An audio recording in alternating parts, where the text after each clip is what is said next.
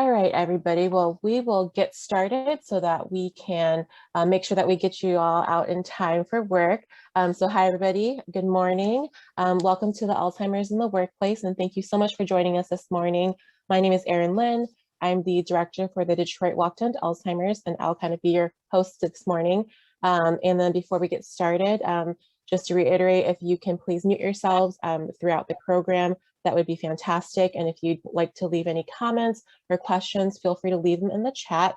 And then after the program, we should have some time for some Q&A, so you can leave your questions for then as well. So first of all, I wanted to introduce Steve Wyndham, our Senior Director of Development for the Alzheimer's Association Michigan chapter, who would like to share a few words about the association. Morning, everyone. Thank you so much for being here. As Erin said, my name is Steve Wyndham. I am the Senior Director of Development for our entire Michigan chapter. So have the privilege to oversee our 11 amazing walk staff that put on 25 different walk to end Alzheimer's events around the state of Michigan. We have 4 in the Upper Peninsula and the other 21 are downstate in the Lower Mitten. So we're just here today to talk about all the ways that you can help those around you. I know that we've been removed, a lot of us, from our workplaces for a long time, but we still have those connections and we still have those relationships and we still care about those that we see every day and that we don't know what sometimes is affecting their lives. And so Alzheimer's is the big deal, which you hear about today. You're going to hear some great updates, some great information, and some great resources. And all of that is driven through our Walk to End Alzheimer's events. So we encourage you to get involved and sign up a team. There's no minimum fundraising. There's no registration fee. So this is a way to help out everyone and anyone and bring some awareness to a very needed topic and to also help someone that you might not know is suffering through something, or you might know but don't know how to help. So hopefully give you some great things today. Hopefully be walking with you this October. We are going to be in person this fall. All of our plans are going to be set to be in person. So look forward to walking with all of you safely and together this fall. So thank you so much for being here, and we look forward to a great presentation. Thank you, Steve.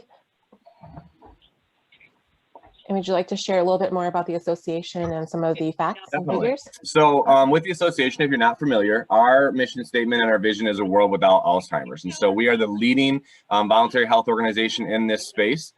We have chapters all over the country. We actually run over 600 walks around the nation. And a big piece of what we do is our care and support and our research. And you're going to hear a little bit more about the research today as well. But the Alzheimer's Association is the only organization that has this much impact on such a devastating disease. And we look forward to getting you involved and making sure that you're able to understand and tap into the resources that we're so proud of to have in our communities. We're going to show a quick video here about facts and figures, so to be able to give you some understanding about what we do and how we do it and why Alzheimer's is such a prevalent disease.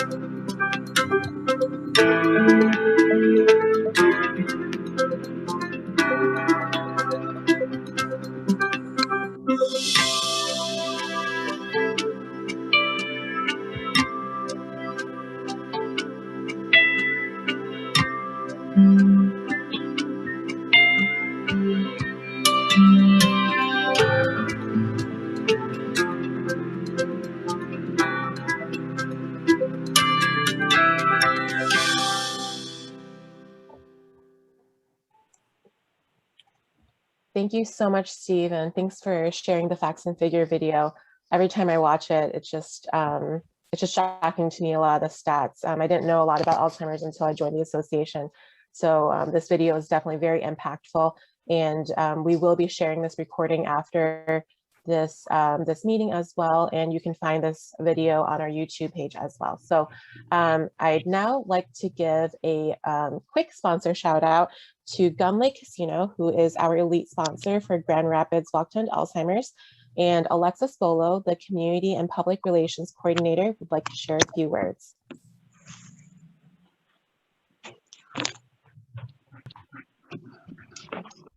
Hello, my name is Alexis Bolo, and I'm the Community Relations Coordinator for Gun Lake Casino. Gun Lake Casino truly believes in seeking opportunities to improve the quality of life of the local community, which directly affects both our team members and guests. Our partnership with the Alzheimer's Association truly aligns with the mission to support our community through providing valuable resources and funding to those in need. We have a wonderful opportunity at Gun Lake Casino to meet hundreds of team members and guests every single day. And based on the stats, that means that our guests and team members are being directly affected by Alzheimer's or dementia at alarming rates, whether this be personally, through a friend of a friend, a coworker, themselves, or a family member. Because of the high rates and the amount that this affects our guests and team members, Gun Lake Casino is proud to present the Walk to End Alzheimer's in Grand Rapids in 2021. In addition to that, we will also be raising awareness and funds during the entire month of June on property, because we realize that our partnership goes far beyond one day, one event. Even if it is so important, it continues on every single day, because the people that we care most about are being affected by this disease. So please join us in the fight, help raise awareness and funds for the Alzheimer's Association this year. Thank you. Thank you so much to Gun Lake Casino for being a great sponsor. And next up, I'm very excited to have Jean Barnes on the call today to give some updates on Alzheimer's research. Jean is our research guru and the program service director for our chapter. Thanks, Jean. Thanks, Erin, and thanks everyone for joining us this morning. I'm not here to talk about Alzheimer's in the workplace, but I did want to share that I was one of those 11 million. I was a caregiver for my mom, who's back here in this picture, for about 10 years. And so just piece of advice would be talk to your supervisor, your HR person, and find out what resources you have. Jim's going to do a great job talking about all of that, but until you talk about it and ask, you will be surprised by the assistance that you can get as a caregiver, and just wanted to share that. So, but I am Jean. I oversee our care and support programming in the Metro Detroit area. So things like our support groups, education programs, conferences, social engagement, and our 24/7 helpline. And as Erin mentioned, I also have the honor of being our research champion for our Region 10. As you may know, the Alzheimer's Association works to enhance care and support for people living with the disease, and also to eradicate Alzheimer's through research. And it's the multifaceted approach that is what makes this organization such a great strength of ours. It makes us unique, and as Steve mentioned, it makes us a leader of the cause. So every single thing that we do, from our care and support programs to advocacy, which I'll talk about briefly at the end of this, to research, it's rooted in the most up-to-date research in the field. And the global scientific community knows we really have a relentless focus on helping people and their families every single day. And we want to move research across the globe. We connect scientists, we convene to share learnings and fund research, and we also kickstart scientific programs. So on the next slide, it talks about being a really exciting time in research, and it really tremendously is. I know sometimes in the news, particularly about clinical trials, it can kind of seem full of negative stories. However, there is really more excitement and enthusiasm now than at any time in history in the Alzheimer's research community. I've been with the association 19 years, and there's never been this much dollars dedicated, focus, advocacy, and care and support programs and development than ever before. And we're really making progress towards a more effective treatment for Alzheimer's and all other related dementias. And interestingly, in the future, treatment will probably, it's looking like it'll be a lot like it is for heart disease today.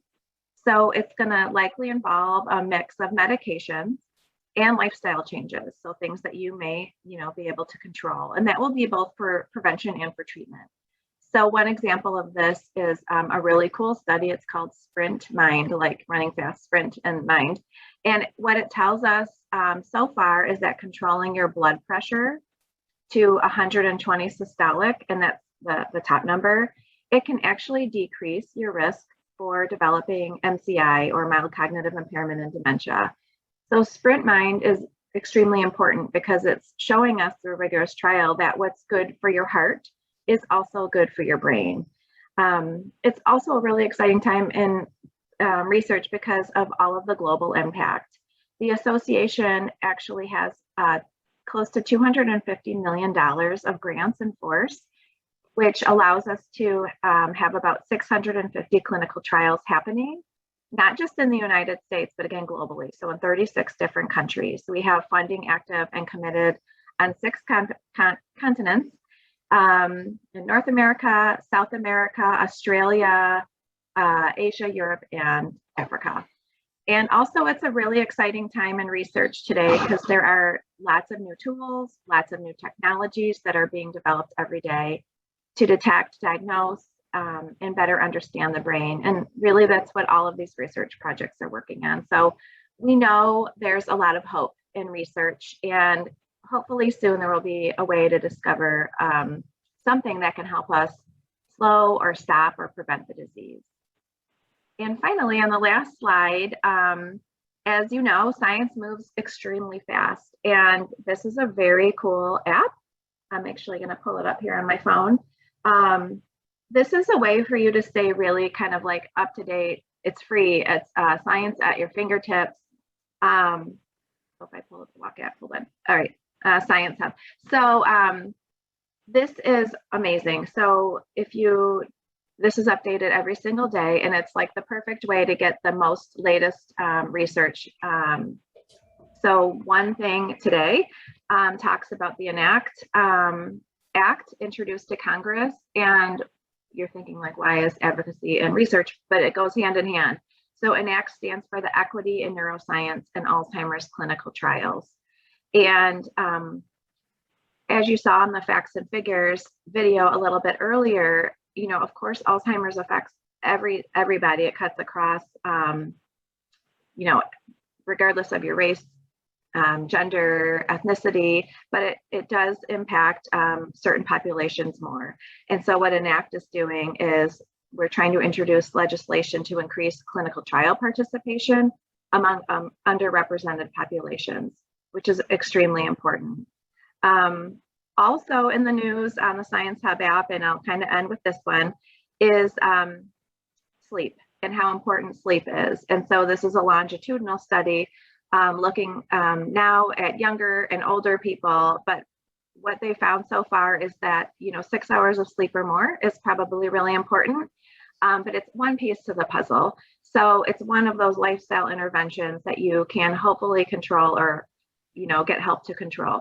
So instead of just focusing on sleep, really looking at making that part of your daily regimen, including, like I was mentioning earlier, what's good for your heart is good for your brain, and lifestyle interventions. So making sure that you're eating well, getting that sleep, getting exercise, not just from your neck down, but also exercising your brain, the Sprint Mind. So making sure your blood pressure is in a good number, your weight's at a good number. So it's really kind of the whole picture. So with that, of course, we'll take questions at the end or in the chat. I just wanted to kind of give you a quick little update and really introduce that Science Hub app so that you can stay up to speed. And now I have the pleasure of introducing Jim. Honestly, a rock star volunteer in not only care and support, but moving across all of our pillars of the association.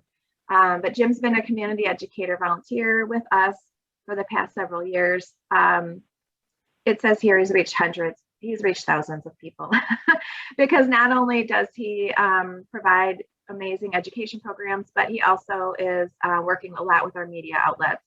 He's presented programs to long-term care communities, personal caregivers, businesses, cultural institutions, and students. And in addition to all of the work that Jim does for us at the Alzheimer's Association, he's also the head of Dementia Friendly Saline, which aims to make Saline, Michigan a community that respects and welcomes people with dementia. He mentioned earlier at the top of the hour, he's established a memory cafe in his community, which I love because this helps people who are affected connect and stay connected through meaningful discussions and activities. And connection is also very important part of this, as for the caregiver, care partner, and the person with the diagnosis. So, and on top of all of this, he's also a caregiver for his wife and for the past 14 years. So he's going to share amazing tips about this and also about being employed while being a caregiver, which is a perfect entree. So thank you, Jim, for being here with us. Well, thank you, Jean. And good morning, all, and thank you all for being here with us this morning. As Jean said, 14 years ago, my wife developed younger onset Alzheimer's disease. And soon after that, I retired early to take care of her. Yeah, a journey with dementia is a long one, 14 years so far for us. And only near the end does a person need full-time professional care, such as in a nursing type home. In the years before that, husbands and wives and siblings and adult children, many still raising their own kids, have to take on the unexpected role of caregiver. And often, as shown on the next slide, while they are still holding a paying job. What all the data on this slide boil down to is that the larger your workforce, the more caregivers of persons with dementia it probably includes. And they're having difficulties. They're not always putting in a full week on the job, and they may be trying to hide that. Even when they're there, they're not there. They're worried about taking care of their spouse, their mom, their dad. In many cases, they are just like I was 14 years ago, an initially clueless caregiver. I had no idea what to do. My work performance suffered, and that affected the rest of the company. The only reason I didn't get fired is because I owned the company. Your caregiver employees affect your bottom line, but whether they hurt it or boost it depends on how you deal with them. All employees need information about dementia and caregiving. Those who are already caregivers can learn what they need to know, and they can manage their work and their caregiving more effectively. They need to learn what's happening to their loved one, what to expect, and how to provide care as the disease advances. And these caregivers and their supervisors and co-workers should learn there's no need to hide. There's no shame in dementia. As I've told audiences over the years, Alzheimer's is a disease, not a disgrace. Caregiver employees might need to reduce hours, but once they've become confident caregivers through the education that you've helped them get, the hours they then give you will be more productive. You'll pay perhaps for 20 good hours instead of for 40 not so good ones.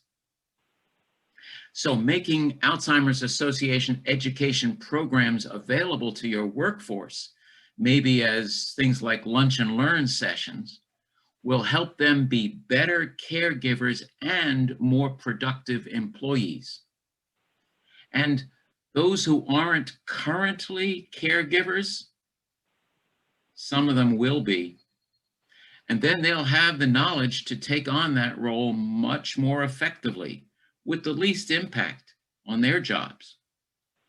And those who are never caregivers will better appreciate what dealing with dementia involves. And they may be more understanding, for example, when their caregiver coworker is occasionally late. With increased dementia awareness throughout your workforce, it will be more feasible for a supervisor, for example, to make slight adjustments to allow the caregiver employee to do well on both of their jobs. And overall, you will have enhanced your corporate culture. You've boosted your productivity. Employees will see that what you expect from them is matched by your respect for them. Some companies may, in fact, have additional benefits that you can make available to caregiver employees. Things like compassionate counseling that may well be covered by your insurance, and even your HR folks might not be fully aware of that. But properly done, dealing openly with dementia in the workforce can benefit your bottom line, not batter it. Now, some of you are thinking, well, if we have caregivers in our workforce, what about persons who are themselves living with dementia? Unless your entire workforce is under 40 years old, then the larger it is, the more persons living with dementia you likely have. Most persons with dementia are over 65, but most large companies have a fair share of boomers like me. Moreover, over 5%, more than 1 in 20 persons with dementia are under 65. Maybe in their 50s. They have younger onset Alzheimer's or one of the other dementia diseases that strike younger people more often than Alzheimer's does. Yeah, you might not be aware of employees with dementia. They might not be aware of it either. In many cases, it is co-workers who first notice the early warning signs of dementia, but often don't know what the problem is. In other cases, a person developing dementia, and it is a process, not an event, they have some awareness, but they'll try to hide their problem. We want to educate employers and employees about the diseases, the warning signs, and about the many sources of help available. We encourage openness. Again, it's a disease, not a disgrace, and no one need be stigmatized for having these brain changes. We suggest not trying to hide the problem. There will be a time when a person with dementia will not be able to work. But in the year or 2 or 3 before that happens, there is a strong business case for companies not to lose overnight the expertise and the institutional knowledge that these typically older employees have. Yeah, dementia gets worse, but it does so gradually. And there's almost always an extended period when a person still has abilities valuable to the job, even if it takes a bit longer to do the job. Or maybe they need some modest accommodations like a quieter, less cluttered workspace. And that way they may be able to gracefully ramp down and transition to maybe an early retirement in a way that shows the whole workforce, and maybe your customers too, a corporate culture of productivity and respect. Openness and education are good for business, and they also protect employees' benefits.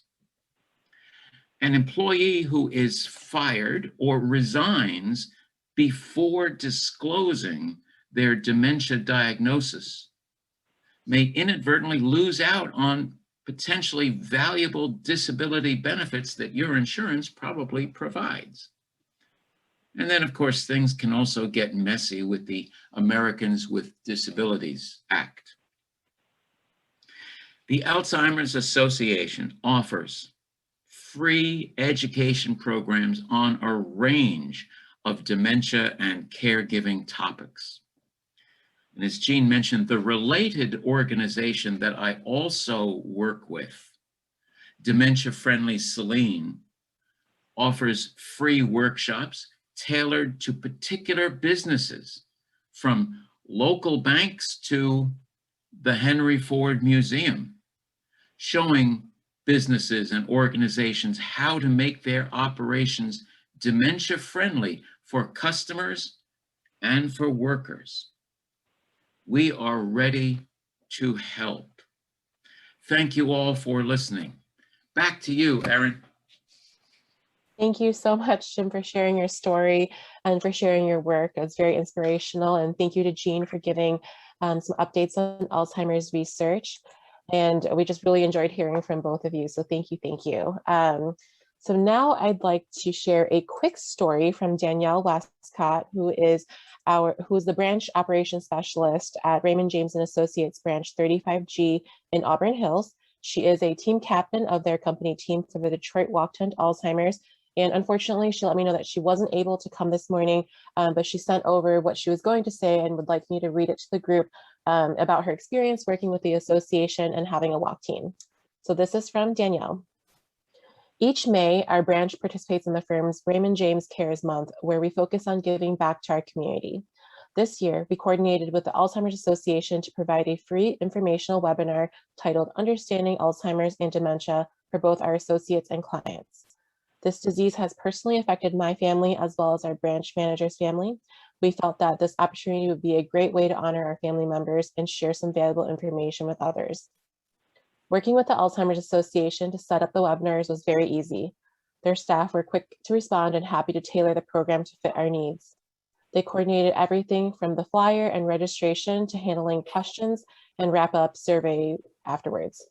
I was able to introduce myself and our branch at the beginning of each webinar, as well as thank everyone for attending at the conclusion. The associates and clients that attended said they learned a lot about Alzheimer's and dementia and were thankful for the opportunity to join us. We offered the webinar as a free opportunity to our associates and clients, but we were able to raise over $800 in donations for our walk team.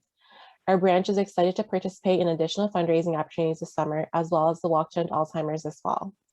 I would highly recommend other businesses and organizations that are looking for a similar opportunity to reach out to the Alzheimer's Association. Alzheimer's is a serious brain disease that can affect anyone, and I believe that the work the association is doing is important to contribute to the care and well-being of those diagnosed, as well as the future cure for the disease. Thank you so much for the opportunity to share my experience. And I just wanted to give a big thank you to Danielle and Raymond James and Associates branch 35G for sharing her story and for fundraising for our walk. It's great to see a lot of companies out there fundraising for our Walk to End Alzheimer's. So now I'd like to take a few minutes to talk about different ways that your company can engage with us and partner with us. So our goal is to really be a great partner to your company, and we are here to provide free resources for your employees. We can come in to provide lunch and learns and educational programs to your staff or clients, like Danielle had mentioned in her story. And a great way to engage your employees is by starting a walk team. And we've seen a lot of companies have great success with fun fundraisers within the employees, or even having like interdepartmental friendly competitions to see which department can raise the most money for walk. And we also, another great way to partner with us is by sponsoring one of our walks. We have amazing benefits, as well as it's a great marketing opportunity for your company. And then why partner with us? So it's a great opportunity to boost employee engagement and morale, all while creating a positive presence in the community. And by partnering with the Walk to End Alzheimer's, it shows that your company cares about being part of the solution to one day have a world without Alzheimer's and dementia. And it shows your employees that you care. Like Jim had mentioned a lot about, the effects of, Alzheimer's in the workplace. This is a great way to show your employees that you care and that you want to help.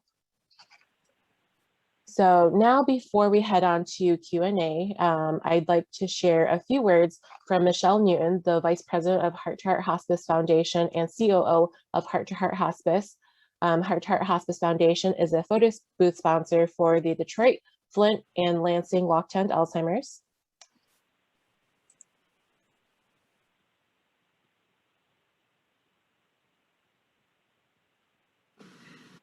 Heart to Heart Hospice and Heart to Heart Hospice Foundation have been proud partners and supporters of the Alzheimer's Association over the last 7 years. Our teams across Michigan, Indiana, and Texas have thoroughly enjoyed participating in the Walk to End Alzheimer's events every fall, as it gives us the sense of community and togetherness on tackling this debilitating disease that have touched so many of our lives, both personally and professionally. Heart to Heart Hospice and Heart to Heart Hospice Foundation are currently providing compassionate care for close to 3,000 patients and their families, almost 15% of which have a primary diagnosis of Alzheimer's. Alzheimer's and dementia support is also one of our core programs at Heart to Heart Hospice Foundation. Our mission, like yours, is dedicated to making a difference in the lives of our patients and their families, to improve the quality of life for those who have life-limiting conditions and those nearing the end of life. It's wonderful to see so many supporters this year, building relationships, and a big thank you to the Alzheimer's Association for tirelessly leading the way with your vision of a world without Alzheimer's and dementia. We are proud of our continued partnership. Thank you.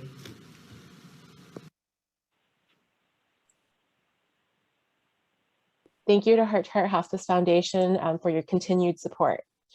So it looks like we definitely have some time for some Q&A. So please feel free to unmute yourself, or you can type a question in the chat, and it can be to Jean, Steve, Jim, or to myself, and we'll be here to answer some questions.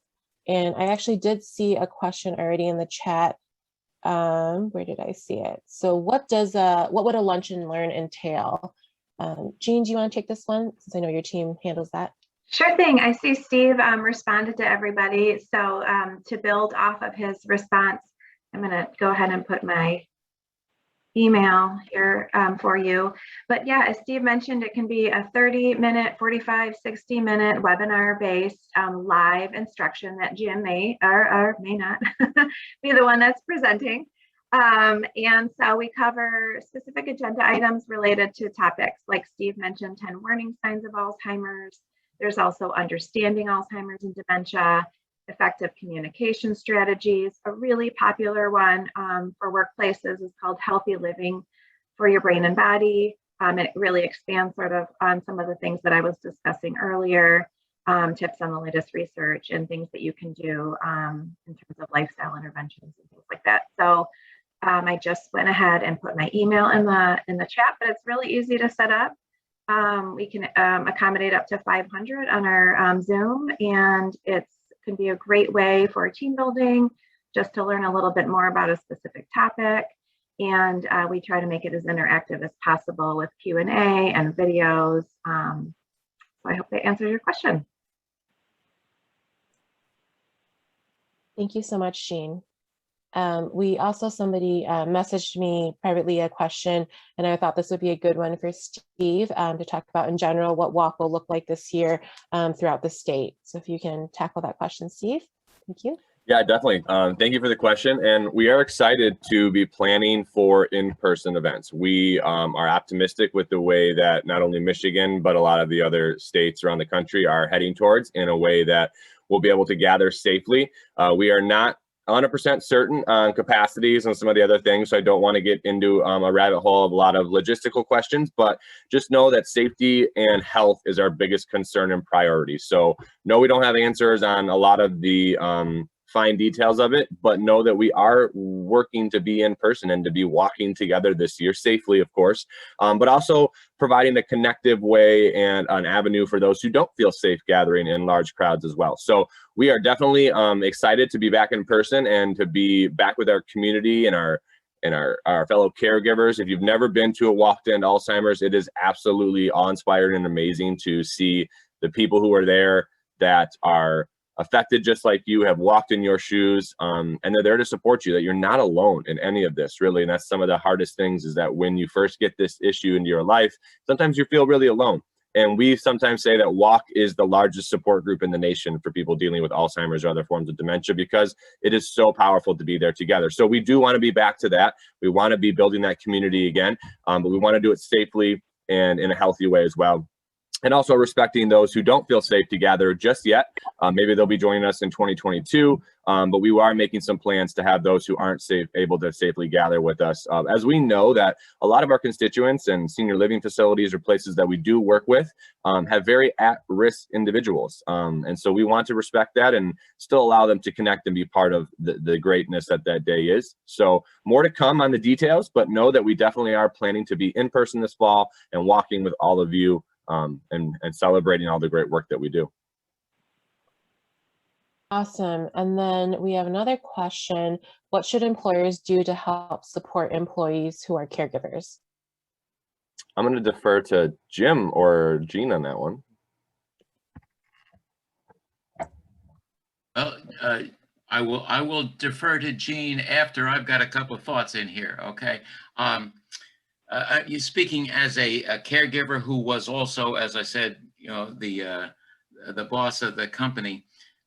What I would suggest is, first and foremost, for the employer to let the caregiver employee know that that they understand, that the employer understands the difficulty that they're having, and that the employer is willing to do what they can to help. In other words, just take away the need that the employee might feel to have to hide.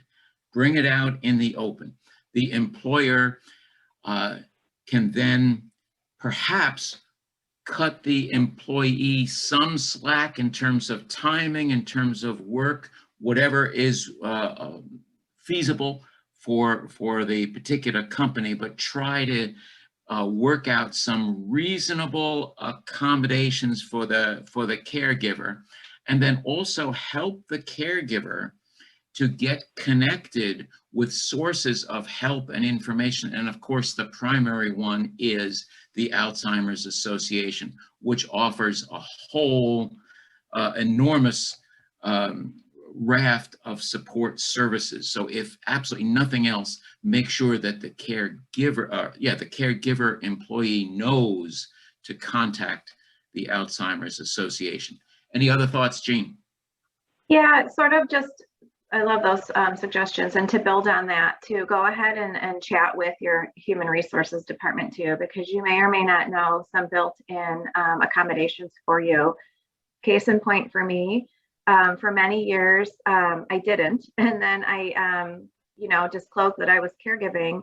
And so I was able to, of course, I had, reduced schedule for a little bit, and then I came back full time, and then I had, was able to adjust to my hours and things like that. But then when I reached out to our human resources, I learned that we had a caregiver support in place. So I had 1 week, 2 times a year. So every 6 months I would apply, and then I would have a week off. I could use those 40 hours in any way that I needed without using my paid time off. So it was an additional benefit that I was able to use to help. I was the one that took my mom to her doctor's appointments. And then as she progressed, I was, providing respite for my dad. So I was able to use those hours too, which was wonderful. So I would also just encourage you to reach out to your human resources department as well. Thank you so much, Jean and Jim, for answering that question. And just in case there's people on the phone that haven't seen the chat, we did have a question about where the Detroit walk is going to be. And right now we're planning for the Detroit Zoo. And we have another great question. So it says, I work with a lot of senior volunteers, and sometimes our team deals with situations where we see signs of memory loss, which causes concerns for safety. I was hoping to hear some ways to gently approach that with a volunteer or family. I don't know if Jean or Jim has any tips for that. Go ahead, Jean. So that's an interesting and challenging question, and I'll speak and then of course defer to Jim. So definitely you want to have a conversation with them. It's interesting, we have an exact presentation on dementia conversations and some of these tricky conversations that you want to have. So if you have a relationship with them where you're able to, in an encouraging way, sit down and discuss it with them. You know, one of the first things that we always recommend with people is to find out what the cause is, why is this happening? And so to encourage them, if you are able to see a physician and figure out what it is. Sometimes there's so much going on with aging and, different populations that it might not be a dementia, but to find out what the root cause is. So really encouraging somebody to, go to the physician and find out what's going on.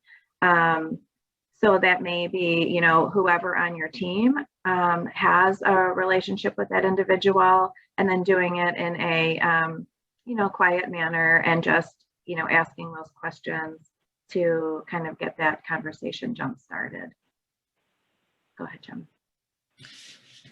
Yeah, I would agree completely. And of course, the theme of any approach or conversation with such a with a volunteer is respect, as a matter of not making it as if it's something that has to be hidden.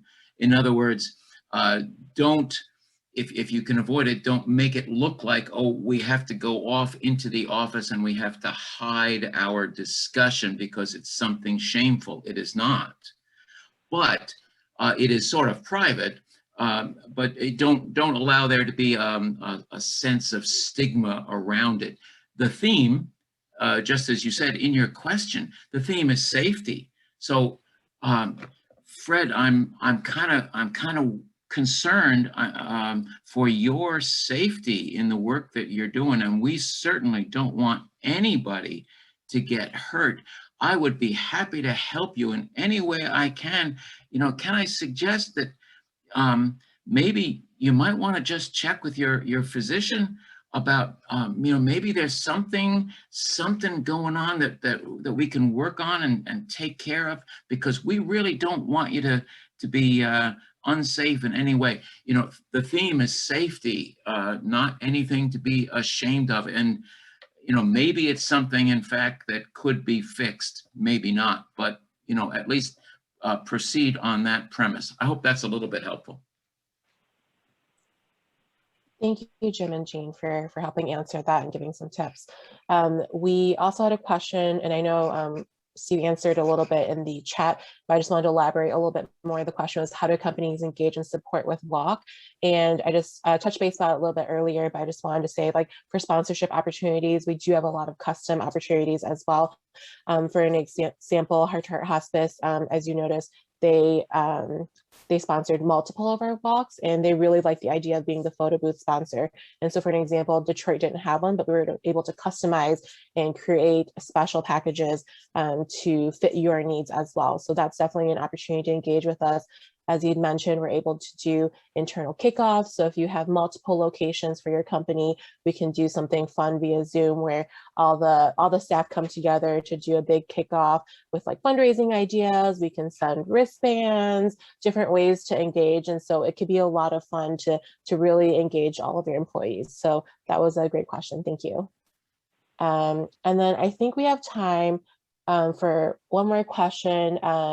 So I got a private message. What are some HR best practices to discuss Alzheimer's in the workplace? I think a really good initial step is without singling out anybody. And again, most companies of any decent size, you probably have some caregivers and or people themselves living with dementia, put on some of these awareness events that the Alzheimer's Association offers. Jean mentioned the 10 warning signs. And, you know, I've given that one a lot of times, and there has never been a time that I gave that class that I didn't see somebody in the audience go, realizing that something that their family member or their coworker was doing suddenly made sense. It was one of the 10 warning signs. So by doing that cosmically throughout the organization, just showing the organization that the employer is aware of the existence of dementia and is open to discussing it, that may very well prompt a lot of some fraction of the people, the employees, to then contact HR and say, hey, I'd like to discuss something with you. 10 warning signs is the classic beginning session. Then, as Jean mentioned, understanding Alzheimer's and dementia is another very, very good kind of early presentation to make. And then effective communication strategies is probably the third best initial one. There's a lot more in detail, but those would be a really good way to get the communication channel open between the HR and the employees. What do you think, Jean? I love that idea. I think it really opens the door for dialogue and then allows, like you mentioned too earlier, Jim, just not hiding, and allows people to, you know that it's a welcoming space. So I think that it's a great suggestion, is to start with some of those programs to open up that dialogue and open up the door to HR. Well, thank you so much, Jim and Jean, for helping us answer a lot of these questions. We are going to wrap up now, but if you have any additional questions, my email, oops, Steve, can you go to the next slide, please? Thank you. My email is on the screen if you'd like to email any questions, and then to find the nearest walk, the walk nearest you, please visit alz.org/walk. And there will be a brief survey emailed to you after this event. We'd love if you could take it, and it'll help us kind of craft these events in the future. And a few people did ask beforehand, they weren't able to attend this session, if we were planning to host a second event sometime soon, and we are going to definitely do that. So if you have any colleagues who missed this session but would like to join us for another one, please let them know that something is coming. We will definitely be emailing out about it and sharing about that event as well. So thank you so much, everybody, for attending this morning and for listening to our little talk here. And if anybody has any questions, again, feel free to reach out, and please fill out the survey. Thank you so much.